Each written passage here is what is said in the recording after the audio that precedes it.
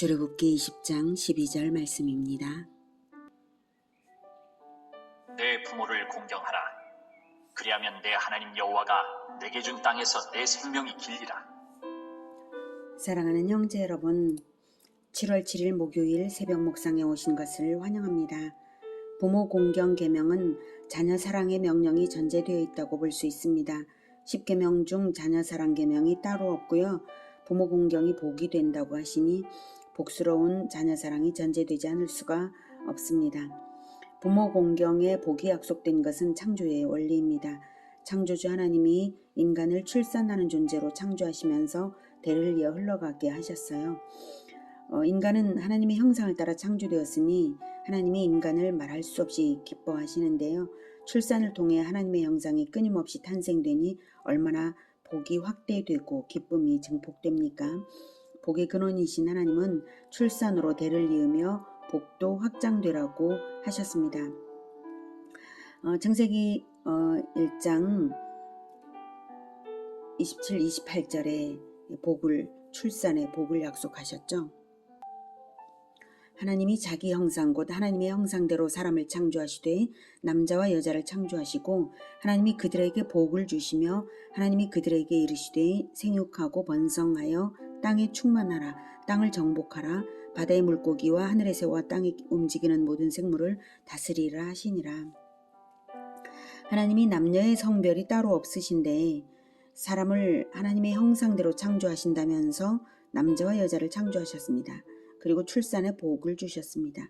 하나님은 출산하는 분은 아니시고 다만 삼위일체 연합하시는 분이십니다. 성부, 성자, 성령의 삼위일체 연합이죠.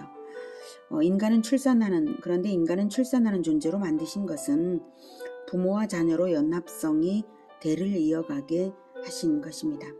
하나님이 연합적인 삼위일체를 본질로 하는 분이시듯이 사람 역시 부부의 연합과 자녀와의 연합으로 삼위일체적 가정을 이루는 것이 하나님의 형상의 첫째 모습이기 때문입니다. 그래서 10계명의 대인계명 중 첫째를 부모 공경으로 명하신 것입니다.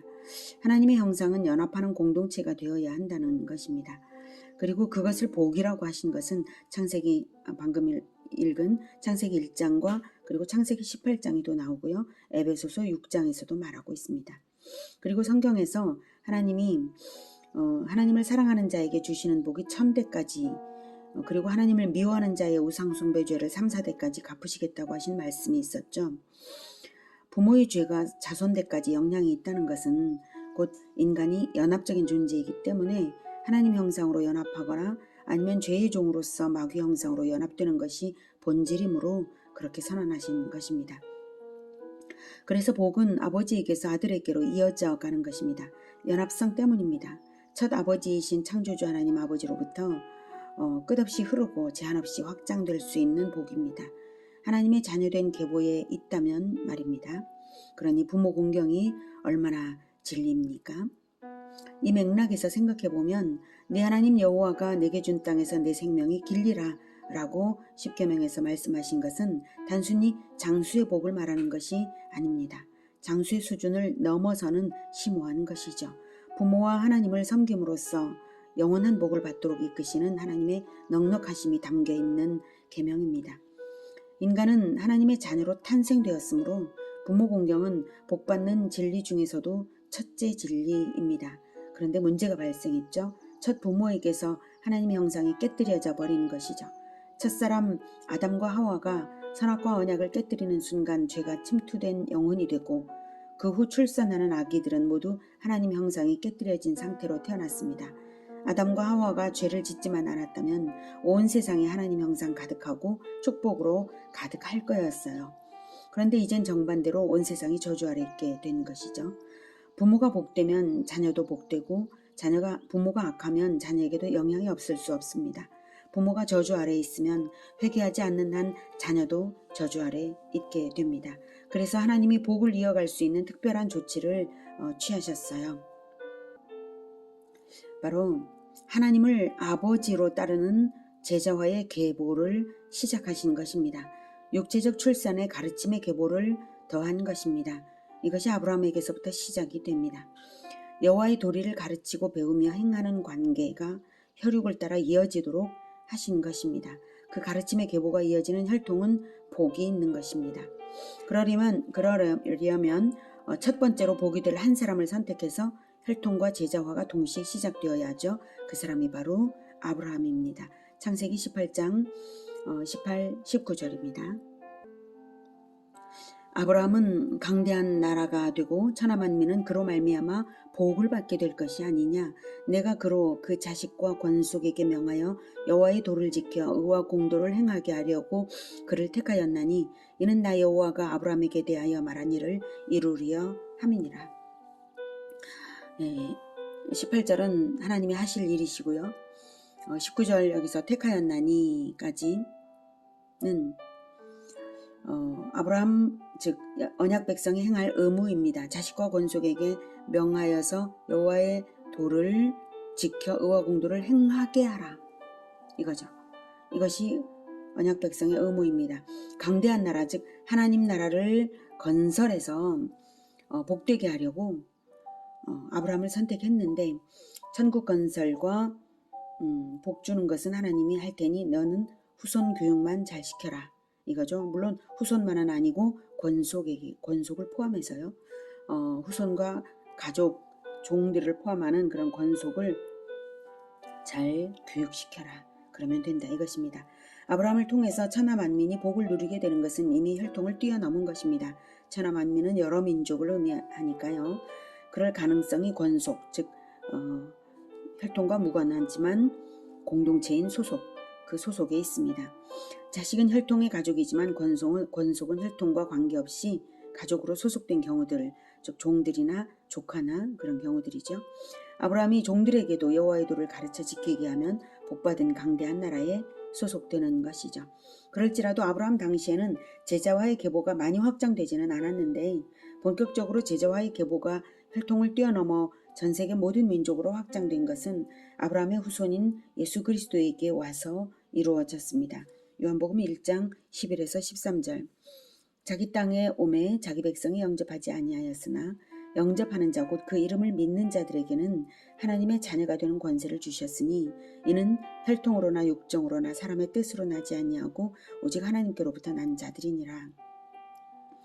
하나님의 백성인 이스라엘이 하나님이 보내신 왕 그리스도를 영접하지 아니하였고 심지어 십자가에 못 박아 죽여버렸기 때문에 하나님의 언약은 혈통적 이스라엘을 떠나서 이제는 모든 영접하는 자 곧 그 이름을 믿는 자에게로 주어진 것입니다. 예수님의 이름을 믿는 자, 예수님의 이름으로 죄사함을 간구하며 믿는 자들은 하나님의 자녀가 됩니다. 그러니 혈통과 관계없는 새로운 계보가 형성이 된 것이죠. 하나님의 자녀 계보입니다.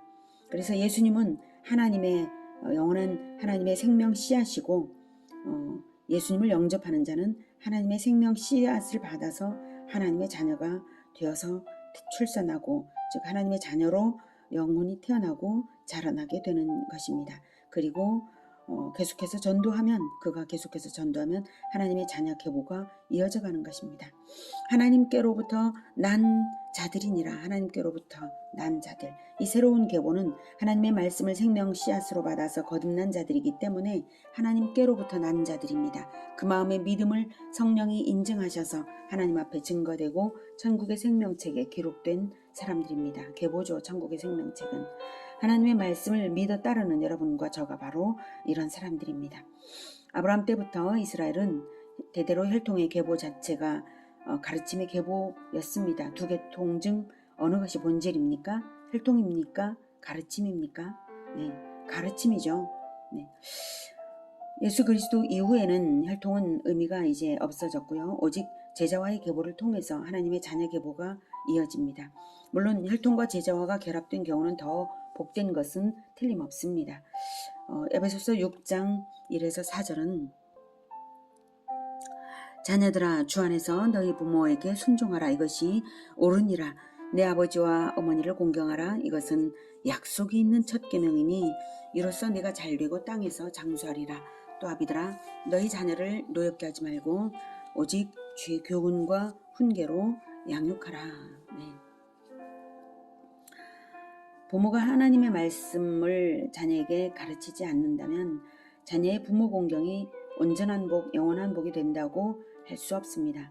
땅에서 사는 한 세대 동안만 의미 있을 뿐 오래가지 못하고 영원히 가지도 못합니다. 그래서 에베소서에서 이렇게 주 안에서 너희 부모에게 순종하라고 하신 것이고 4절에는 너희 자녀를 노엽게 하지 말고 오직 주의 교훈과 훈계로 양육하라고 하신 것입니다.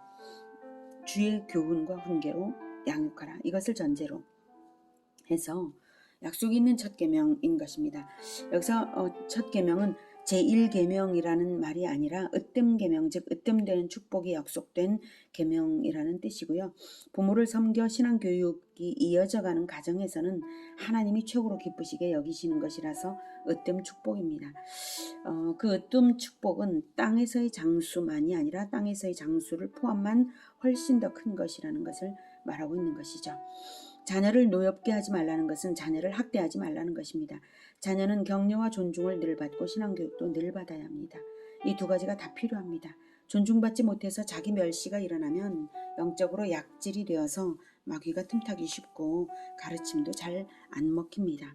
그러니 늘 자녀를 격려하고 존중하며 꼭 성경을 함께 읽으며 기도하는 모범을 보이십시오. 그게 복받는 비결입니다. 하나님은 이렇게 아브라함의 혈통의 계보를 따라 가르침을 결합시킴으로써 하나님을 아버지로 따르는 제자와의 계보가 되게 하셨는데요. 제자화가 빠지면 혈통은 헛된 것이 되니까 제자화 명령을 구체적으로 주셨어요. 신명기 6장 4에서 7절 이스라엘아 들으라 우리 하나님 여호와는 오직 유일한 여호와이시니 너는 마음을 다하고 뜻을 다하고 힘을 다하여 내 하나님 여호와를 사랑하라. 오늘 내가 내게 명하는 이 말씀을 너는 마음에 새기고 내 자녀에게 부지런히 가르치며 집에 앉았을 때이든지 길을 갈 때이든지 누워있을 때이든지 일어날 때이든지 이 말씀을 강론할 것이며 무슨 형식을 따지지 말고 일상생활 속에서 동행하면서 기회만 있으면 언제든지 하나님의 말씀을 대화식으로 가르치라는 것입니다. 질문하고 대답을 듣고 질문을 받고 대답을 주고 하면서요. 그리고 함께 동행하니까 실천도 함께 하면서 가정교육이 되는 것입니다. 이렇게 가정에서 부모와 자녀가 밀착되어서 하나님을 알게 하는 것은 굉장히 좋은 것입니다. 이것이 가장 좋은 것입니다. 사실 아이들은 따뜻한 사랑 속에서 자연스럽게 하나님을 친근하게 배우고 실천적이 되고 일생이 행복하게 됩니다. 가르치는 부모는 가르치다 보니 자기도 저절로 실천적이 되고 더 훌륭해집니다. 이렇게 가르치는 게 어려운 일이 아닙니다. 내가 아는 만큼 가르치면 되는 것이고요. 내가 잘 몰라도 자녀와 함께 성경 읽어가며 배우면 되는 것이고요. 그러다 보면 더 잘 배우게 되고요. 이렇게 어릴 적부터 성경으로 가르침을 받은 자들은 자아 정체성이 분명해집니다. 나는 누구인지, 그래서 어떻게 사는 것이 바르고 행복한지 지혜를 가지게 되고 죄악에 쉽게 휩쓸리지 않습니다. 출애굽기 20장 12절에서 부모를 공경하면 내 하나님 여호와가 내게 준 땅에서 내 생명이 길리라고 말씀하셨습니다. 이것이 이 땅에서의 장수만을 말하는 것이 결코 아닙니다. 하나님을 섬기는 부모 공경은 영생으로 이어지는 복이 되고 또한 확장적인 복이 되므로 축복이 약속된 으뜸 계명입니다. 요즘은 많은 가정들이 깨뜨려지고 부모들의 문제로 인해서 어릴 적부터 성품이 왜곡된 자녀들이 많아졌습니다. 청년들이 결혼을 안 하고 출산을 기피하는 이유에는 부모에게 받은 상처들과 부모를 존경하지 못하는 이유들이 있기에 그런 결정을 하는 것도 많을 것이라고 저는 생각해 봅니다. 물론 다는 아닙니다. 그런 이유들도 많을 것이라는 짐작입니다. 어릴 적 부모 사랑으로 행복했던 자녀들이라면 부모의 부부 사랑의 모범과 자녀 사랑의 모범을 보면서 어린 시절이 행복했었다면 청년의 때에 굳이 결혼과 출산을 왜 기피해야만 하겠습니까? 어린 시절의 행복감을 소유한 청년은 인생을 긍정하기 때문에 현실에 어려움이 있더라도 행복을 선택하고 결혼과 출산에 도전하게 되어 있다고 저는 생각합니다. 부모 공경의 복을 약속하신 하나님은 가정의 행복을 참으로 간절히 바라시는 분이십니다. 하나님을 아버지로 섬기며 올바르게 연합할 줄 아는 행복한 가정들이 복이 흘러가는 통로입니다. 예수님은 그러나 결혼하지 않으셨고 12제자만 낳으셨으므로 더 이상 혈통이 천국의 본질은 아닙니다. 그래서 10계명에 부부사랑의 계명은 없을지라도 부모 공경의 계명은 있는 이유일 것도 같습니다. 부모 사랑의 계명 안에 부부 사랑도 전제되어 있는 것이기도 하고요. 중요한 것은 혈통이 천국의 본질은 아니지만 낳고 낳는 흐름에 복이 흘러가는 것은 진리입니다. 복음과 말씀과 사랑으로서 제자들을